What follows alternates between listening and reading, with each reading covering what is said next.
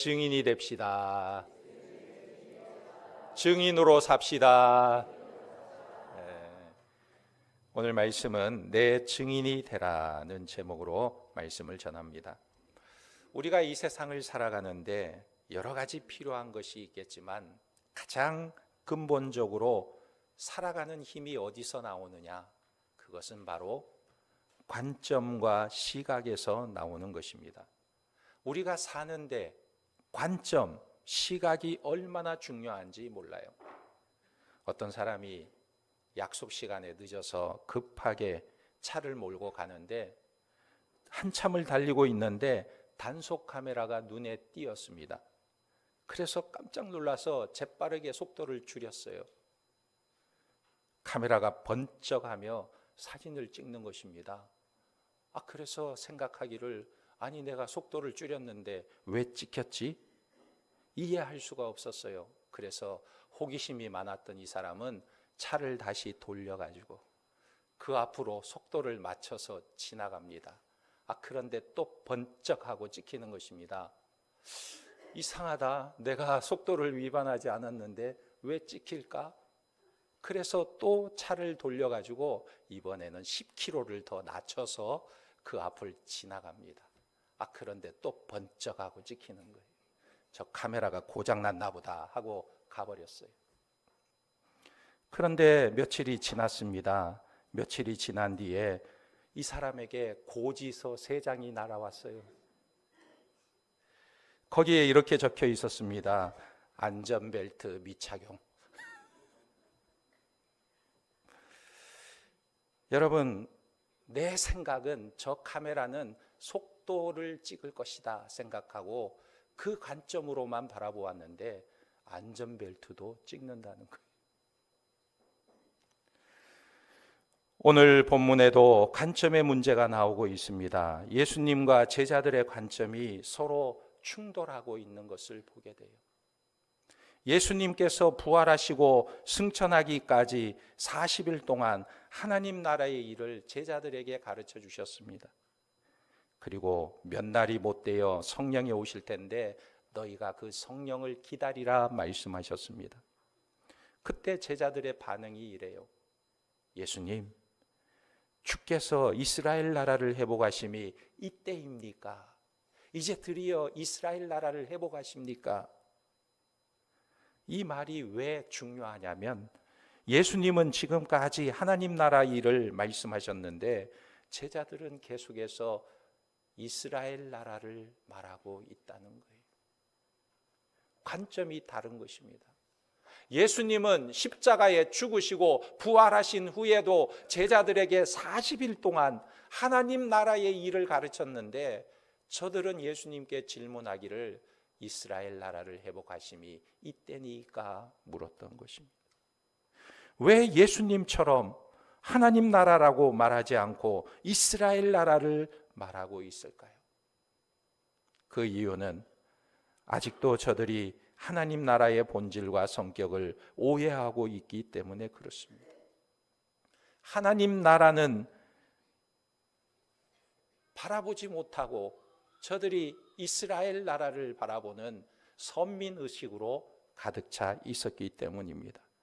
하나님께서 선민 이스라엘을 중심으로 세계를 통일하시고 이스라엘만이 세계를 지배한다는 생각 속에 있었어요. 그래서 제자들은 이제 예수님이 부활하셨으니 이스라엘 나라를 회복하실 거야. 예수님이 이스라엘 나라의 왕이 되실 거야. 그래서 누가 예수님 옆에 가까이 갈 수 있느냐? 제자들은 여기에 관심이 있었어요. 예수님, 내가 예수님 오른쪽에 설 수 있습니까? 아니, 예수님, 내가 예수님 왼편에 설 수 있습니까? 어떤 제자는 주님이 왕권을 회복하시면 그 옆자리에 나를 앉혀주시옵소서 이렇게 간구하는 것입니다. 사실 이들은 3년 동안이나 예수님과 동고동락하면서 제자 훈련을 받았어요. 그리고 사도행전에도 보면 부활하신 주님께서 40일 동안 특별 교육도 하셨습니다. 그런데도 불구하고 저들의 시각이 바뀌지 않았던 거예요. 저들이 안목을 버리지 못했습니다. 이것을 보면 한 가지 분명한 것이 있는데, 그것은 사람들의 안목이 잘 바뀌지 않는다는 것입니다. 50년을 교회 다녀도 안 바뀌고 변하기가 어려운 거예요. 그러므로 교회에 나와 있는 것과 안목이 바뀌는 것은 전혀 다른 차원인 것입니다. 관점의 문제예요. 왜 이들은 3년의 교육과 40일의 특별 교육을 받고도 이 안목을 버리지 못했을까요? 그것은 바로 관점의 문제였습니다. 우리는 신앙생활하면서 언제나 기대하는 것이, 하나님 언제 상을 주십니까? 언제 내 기도 응답해 주십니까? 언제 내가 잘되게 될까요? 이런 관점으로 신앙생활하는 것은 안목이 아직 바뀌지 않았던 것입니다. 주님께서 7절에 뭐라고 말씀하십니까? 이르시되 때와 시기는 아버지께서 자기의 권한에 두셨으니 너희가 알 바 아니요 말씀하고 계시는 거예요. 우리의 상벌 문제는 하나님의 관심의 대상이 아니라 하나님의 권한에 맡겨두라 말씀하고 있는 것입니다. 그래서 오늘 저들에게 8절 말씀을 주시고 계시는 거예요. 이것은 우리가 다 외우고 있는 말씀이죠. 8절 말씀이 무엇입니까? 오직 성령이 너희에게 임하시면 너희가 권능을 받고 예루살렘과 온 유대와 사마리아와 땅끝까지 이르러 내 증인이 되리라 하시니라. 아멘. 아주 유명한 말씀인데 우리는 이 말씀을 그저 전도 구절로만 보고 있어요. 전도하라는 명령으로만 보고 있다는 거예요. 물론 전도 구절이기도 합니다. 그러나 이 말씀에 전도만 담겨 있는 게 아니에요. 성령 하나님의 마음을 담고 있는 것입니다. 오직 성령이 너희에게 임하시면 너희가 권능을 받고 예루살렘과 온 유대와 사마리아와 땅끝까지 이르러 내 증인이 되리라 그랬어요. 여러분, 그런데 어디에서 증인이 되라고 말씀하고 있습니까? 예루살렘에서 증인이 되라는 거예요. 예루살렘에서 증인이 된다는 게 무엇입니까? 예루살렘이 여러분 어떤 곳이에요? 불과 40일 전으로 돌이켜가면 예수님께서 십자가에 못 박히는 장면을 목도할 수 있는 것입니다. 불과 40일 전에 예수님께서 그 수치스러운, 그 부끄러운 십자가를 지신 것입니다. 아직도 예수를 못 박아라, 예수를 십자가에 못 박아라 소리치던 사람들의 목소리가 생생한 그 현장이 바로 예루살렘인 거예요. 그런데 제자들에게 그 예루살렘에 가서 예수를 증거하라, 예수의 증인이 되라 말씀하고 있는 것입니다. 이것이 얼마나 마음에 거북한 일이 될까요? 사람들의 머릿속에 아직도 그 십자가 사건이 생생하고 그 부끄러움과 수치심이 있는 장소인데 그곳에 가서 증인이 되라니요. 아니, 좀 멀리 떨어져 있는 곳에 가서 증인이 되라고 하면 좋겠는데 예루살렘에서부터 증인이 되라고 하시니 그 십자가의 사건, 그 수치의 현장에서 예수를 증언한다는 것이 얼마나 괴로운 일이었을까요? 예수님이 이런 말씀을 하셨습니다. 선지자가 고향에서 환영을 받지 못한다고 그랬어요. 사실 예수님께서 나사렛 고향에서 회당에서 가르치실 때 사람들에게 배척을 받았습니다. 마가는 이렇게 기록했어요. 이 사람이 마리아의 아들 목수가 아니냐, 그 누이들이 우리와 함께 여기 있지 아니하냐 그랬어요. 아니, 저 목수의 아들, 저 예수를 우리가 잘 아는데, 그의 형제들도 잘 아는데 그가 뭘 안다고 저렇게 말하는가? 그런데 지금 그것을 알고 계시는 예수님께서 제자들에게 뭐라고 말씀하시냐면 너희가 예루살렘에서 증거하라고 말씀하고 있는 것입니다. 예수님이 십자가에 벌거벗겨지고 채찍에 맞고 십자가에 못 박혀 달린 현장, 그 생생한 기억이 남아있는 곳에서 증거하라고 말씀하시니까 이것이 괴로운 거예요. 그렇다면 여러분, 우리도 우리의 삶의 수치와 연약함이 가장 잘 나타난 곳이 어디일까요? 그것은 바로 내 고향, 내 가정, 내 친족이 있는 그곳입니다. 바로 거기서 증인이 되라는 거예요. 그리고 또 주님께서 유대와 사마리아에도 가라고 말씀하고 있는 것입니다. 유대인들이 저주하고 멸시하며 개 취급하는 자들이 바로 사마리아 사람들이었어요. 저들은 오랫동안 깊이 패인 감정의 골 때문에 서로 쳐다보는 것조차도 싫어하는 것입니다. 유대인들은 사마리아 땅을 지나가지 않아요. 아무리 급해도 멀리 돌아서 가지, 그 땅으로 지나가면 빨리 갈 수 있는데도 그 땅을 밟기 싫어해요. 혹시나 어쩌다가 그 땅을 밟고 지나가고 나면 그 발에 먼지까지 다 털어버릴 정도로 사마리아 땅을 밟고 싶어 하지 않는 것입니다. 그런데 예수님께서 그들에게도 가라는 것입니다. 사마리아 땅에 가라는 거예요. 하나님의 마음이 그들에게도 있다는 것을 증거하라고 말씀하고 있는 것입니다. 그리고 또 어디로 가라고 말씀하냐면 땅끝까지 가라고 말씀하고 있는 것입니다. 하나님 나라가 확장되는 것이 하나님의 마음이에요. 보통 사람들은 실패한 곳은 다시 돌아보고 싶지 않아요. 내 실패가 있는 곳은 다시 돌아가고 싶어 하지 않는 것입니다. 그런데 예수님은 그 벗어나고 싶은 그곳, 조롱과 증오의 눈이 바라보고 있는 그곳을 떠나지 말고 여기서부터 시작해서 사마리아를 지나 저 땅끝까지 가서 내 증인이 되라는 것입니다. 실패한 자리에서부터 일어나서 땅끝까지 가라는 거예요. 이것이 바로 너의 사역의 현장이라는 것입니다. 이것이 너의 비전이라고 말씀하고 있는 거예요.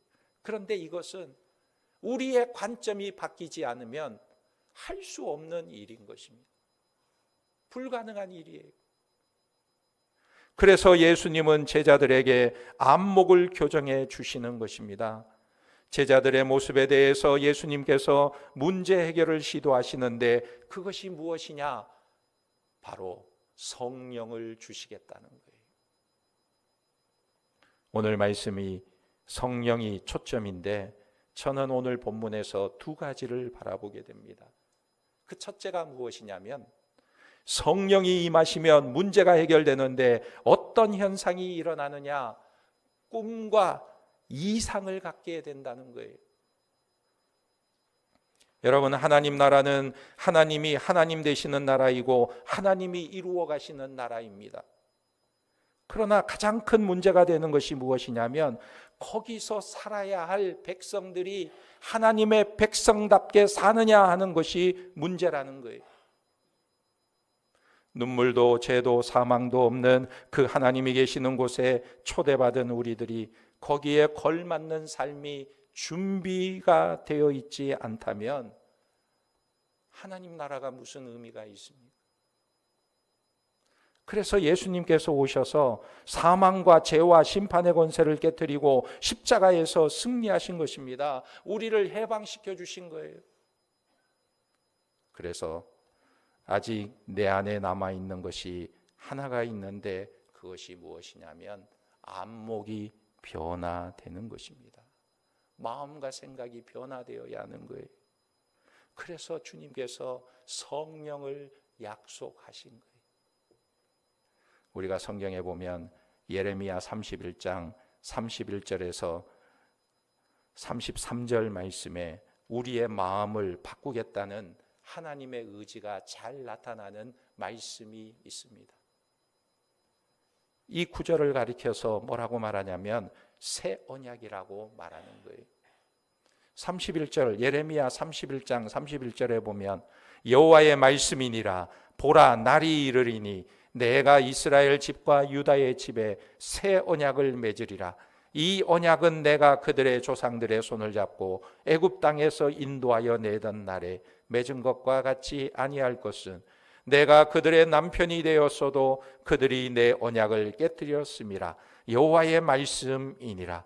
그러나 그날 후에 내가 이스라엘 집과 맺을 언약은 이러하니 곧 내가 나의 법을 그들 속에 두며 그들 마음에 기록하여 나는 그들의 하나님이 되고 그들은 내 백성이 될 것이라. 여호와의 말씀이니라. 여기 새 언약의 약속이 무엇입니까? 새 언약을 말하면서 31절의 끝에 이렇게 말하고 있습니다. 내가 그들의 남편이 되었어도, 이렇게 말하고 있어요. 내가 이스라엘의 남편이 되었어도 저들이 언약을 어겼다, 이렇게 말하고 있습니다. 하나님이 이스라엘의 남편이 되어 주어도 안 변하더라는 거예요. 안 되더라는 것입니다. 그래서 새 언약을 주시는데 이 새 언약이 뭐냐면, 새 언약은 예수 그리스도를 말하는 것입니다. 새 언약이 무엇이냐면 이제는 그 남편 정도가 아니라, 외적인 것이 아니라 그 속을, 그 마음을 고쳐서 수술하겠다는 거예요. 그것이 무엇입니까? 성령이 임하시겠다는 거예요. 우리의 마음속에 임하겠다는 거예요.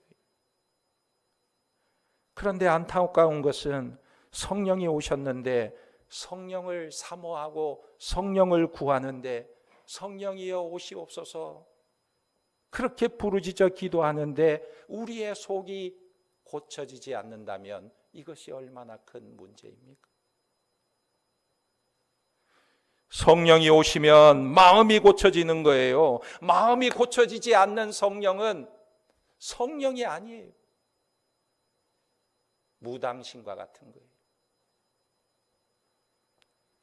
베드로가 성령 받고 나서 설교 한번 하니까 3,000명이 회개하는 역사가 일어났어요.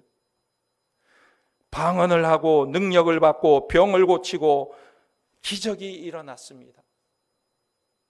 실제로 그런 일들이 일어났지만 그것이 목적이 아닙니다. 지금 성령을 말할 때 무엇을 말하고 있냐면 이 베드로의 속사람이 변했다는 거예요. 관점이 달라졌다는 것입니다. 이전에는 이스라엘 나라를 꿈꾸던 이 베드로가 성령을 받은 이후에는 이제는 하나님 나라를 꿈꾸는 자로 그 관점이 달라졌다는 거예요. 속사람이 바뀌었다는 것입니다. 또 한 구절을 보면 요엘서 2장 28절에서 30절에 보면 그 후에 내가 내 영을 만민에게 부어주리니 너희 자녀들이 장래일을 말할 것이며 너희 늙은이는 꿈을 꾸며 너희 젊은이는 이상을 볼 것이며 그때에 내가 또 내 영을 남종과 여종에게 부어줄 것이며 내가 이적을 하늘과 땅에 베풀리니 곧 피와 불과 연기 기둥이라. 여러분, 이 요엘서의 말씀은요 사도행전 2장에 그대로 인용해서 기록하고 있습니다. 무엇을 말하냐면 성령 강림을 말하고 있는 거예요. 그런데 여기 잘 보면 자녀들에게는 무엇을 합니까? 장래일을 말하고 있다는 거예요. 자녀들이 성령이 임하면 장래일을 말한다는 거예요. 이 장래일은 내가 어떤 주식 종목을 사야 10배나 뛸까? 그 미래를 말하는 게 아니에요. 미래의 성공이나 형통을 말하는 것이 아니라 인생에는 더 영원한 나라가 있다는 것을 깨우쳐 주겠다는 것입니다. 그래서 요한복음 14장에 예수님께서 말씀하시잖아요. 26절에 보혜사 곧 아버지께서 내 이름으로 보내실 성령 그가 너희에게 모든 것을 가르치고 내가 너희에게 말한 모든 것을 생각나게 하리라 그랬어요. 성령께서 오시면 내가 너희에게 말한 모든 것을 생각나게 하고 장래를 가르칠 것인데 그가 진리 가운데로 인도하실 것이라. 예수님의 관한 것을 깨우치고 그 예수가 주시는 하나님의 영원한 나라에 대해서 우리의 눈을 뜨게 해주겠다 말씀하고 있는 거예요. 그 다음에 늙은이들은 무엇을 한다고 그랬어요? 꿈을 꾼다 그랬어요. 꿈. 그런데 여러분, 원래 우리가 연세 드신 분들은 꿈을 안 꿔요. 여러분, 꿈 꾸신 분 계세요? 아유, 목사님, 저는 어젯밤에도 꿈 꿨어요. 오늘 아침에도 꿈꾸다가 깼는데요. 그런 꿈을 말하는 게 아니에요. 자다가 꾸는 꿈을 말하는 것이 아닙니다. 여기 너희 늙은이들은 꿈을 꾸게 된다, 이 말은 젊은이들이 미래를 생각하면서 꾸는 꿈을 말하는 거예요. 예를 들어서 나이가 70이 훨씬 넘었는데 내가 앞으로 열심히 공부해서 대학 교수가 될 거야, 이런 꿈 꾸시나요? 내가 앞으로 열심히 공부해서 과학자가 될 거야, 내가 열심히 노력해서 의사가 될 거야. 70 넘은 분이 이런 꿈을 꾸세요? 안 꾸죠. 이런 꿈 안 꿔요. 그저 내가 할 수 있는 범위 안에서 내가 이제 어떻게 살아야지, 이런 꿈은 꾸지만 젊은 아이들이 미래에 대해서 앞으로 20년 후, 30년 후 내가 이렇게 할 거야, 이런 꿈을 꾸지 않는다는 것입니다. 그런데 놀라운 것은 성령이 오시면 너희 늙은이들도 꿈을 꾸게 된다 말씀하고 있는 거예요. 이게 성령의 역사라는 것입니다. 그럼 그 꿈이 무엇입니까? 이 세상이 전부가 아니라는 것을 알기 때문에 미래를 꿈꾸면서 오늘을 준비하는 삶을 살아가는 거예요. 다시 말하면 우리의 삶이 이 세상에만 국한되어 사는 게 아니고 영원한 하나님 나라를 꿈꾸면서 오늘 이 땅에서 사과나무 한 그루를 심는 삶을 산다는 것입니다. 그러니까 성령이 오시면 젊은이나 늙은이나 상관없이 소망 없는 삶을 살지 않고 소망의 삶으로 그 마음이 달라진다는 거예요. 이것이 성령이 오시는 것입니다. 또 한 가지가 있습니다. 너희 젊은이들은 어떻게 한다고 말하고 있어요? 너희 젊은이들은 이상을 본다 그랬어요. 이상. 여기 이상할 때 이자는 다를 이입니다. 말하자면 상상도 하지 못하고 알지도 못하던 그 나라의 비전을 갖게 되고 하나님의 복음과 그 나라를 바라볼 때 가슴이 뛰고 맥박이 뛰는 그런 삶을 공급받게 된다는 거예요. 그래서 성령의 임함과 함께 우리는 이런 놀라운 경험을 통해서 무엇을 하게 된다는 거예요? 증인의 삶을 살게 된다는 거예요. 증인의 삶을 산다. 증인이 된다는 것은 그냥 가서 예수 믿으시오 외치는 정도가 아니에요. 오늘 우리가 증인이 된다는 것은 이런 이야기입니다. 우리가 예수를 믿기 이전에는, 성령이 임하기 전에는 몰랐던 새로운 세계에 대해서, 꿈꾸지 못했던 것에 대해서, 소망이 없이 살던 것에 대해서 고침을 받고 내 속사람이 바뀌어서 이제는 사람들이 나를 볼 때에 야, 너는 정말 특별한 삶을 사는 것 같아. 너는 생각하고 꿈꾸는 것이 우리와 정말 다르구나. 너는 정말 신기하고 특별한 삶을 사는 것 같아. 이런 말을 들을 때 이것이 복음 전도의 중요한 역할을 하는 것입니다. 증인으로서의 삶을 사는 거예요. 그런데 우리가 예수를 믿으면서도 사람들이 내게 와서 야, 너나 나나 예수 믿는 거 외에 다를 바가 하나도 없다 얘. 사는 게 뭐 다를 바가 없어. 예수 믿는 거 빼고 뭐 다를 바가 없네. 추구하는 게 똑같고 생각하는 게 똑같고 말하는 게 똑같고 뭐 예수 믿는 거 외에 뭐가 다를 바가 있나? 그러면 증인으로서 살 수가 없는 것입니다. 어떻게 증인이 되게 하십니까? 예수 믿으시오 외치는 것으로만 되는 것이 아니에요. 그것도 필요하지만 우리가 성령의 사람이 되어야 한다는 것입니다. 성령의 인침과 보증을 가진 사람으로 당당함과 세상을 이기는 모습으로 살아갈 때 증인으로서의 삶을 살 수가 있는 것입니다. 어떤 청년이 영어를 참 잘했는데 통역을 해달라는 연락을 받았습니다. 1970년대 이야기예요. 그 당시에는 통역하는 사람들이 많지 않았습니다. 그래서 이 청년이 통역 아르바이트를 하는데 비즈니스 통역이라고 해서 그래서 만나러 갔습니다. 그런데 어떤 미국 사람을 만났어요. 통역하는데 이분이 중간중간에 주머니에서 뭔가를 꺼내는 것입니다.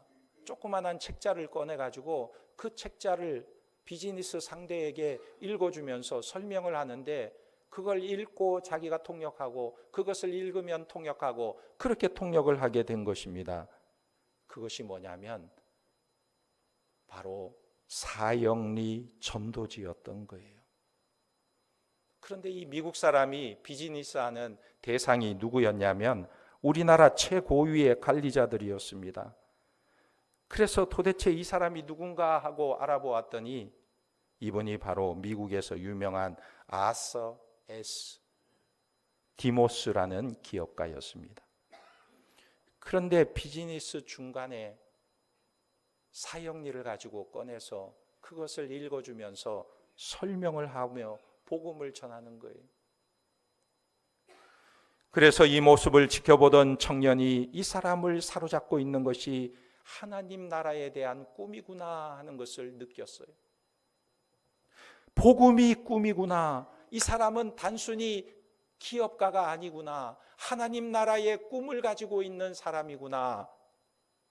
그래서 도전을 받게 된 것입니다. 사실 이 청년은 예수 믿는 사람이었지만 그런 꿈은 없는 사람이었어요. 그래서 이 도전을 받고 나도 이제는 복음을 전하는 사람이 되어야겠구나. 그래서 이분이 목사가 되었습니다. 이 청년이 누구냐면 바로 지구촌 교회 이동원 목사예요. 여러분, 한 사람의 영향력이 이렇게 귀중한 것입니다. 그게 바로 성령이 임하시면 증인이 된다는 이야기예요. 사람의 속이 바뀌어야 한다는 것입니다. 사형리를 가지고 예수 믿으시오, 이것이 중요한 것이 아니라 국가 공무원, 고위 공무원을 만나 어려운 자리에 미국 통상대표로 왔지만 시간만 나면 책자를 꺼내서 복음을 전하는 그 행동이 중요한 것이 아니라 그 마음속에 끓고 있는 그 하나님에 대한 열정, 하나님 나라에 대한 뜨거움, 그 속사람의 변화, 이것이 중요하다는 것입니다. 오늘 하나님께서 우리에게 이것을 요구하는 거예요. 이 복음에 영향을 끼치는 성령의 사람이 되기를 원하시는 것입니다. 그런 의미에서 성령을 받은 우리는 우리의 관점이 변화되어서 하나님 나라를 꿈꾸고 그 나라를 전하는 일에 우리의 가슴이 뜨거워지는 것입니다. 오늘 우리는 성령을 받은 자로서 남은 생애를 하나님 나라를 위하여 헌신하며 주님을 증거하는 증인으로서의 삶을 살아가는 복된 성도들이 되시기를 예수님의 이름으로 축원합니다. 아멘. 기도하겠습니다. 하나님 아버지, 우리를 하나님 나라의 증인으로 삼으셨는데 우리가 말로 증인이 되는 것이 아니라 우리의 삶과 우리의 관점이 변화되어서 우리의 인생의 목적이 달라져서 증인으로서 저들을 증거하게 하시고 성령의 능력으로 우리의 속사람이 변화되고 세상과 구별되는 하나님 나라 백성으로 살아갈 수 있도록 은혜를 허락하여 주시옵소서. 우리의 삶을 붙들어 주시옵소서. 예수님의 이름으로 기도하옵나이다. 아멘.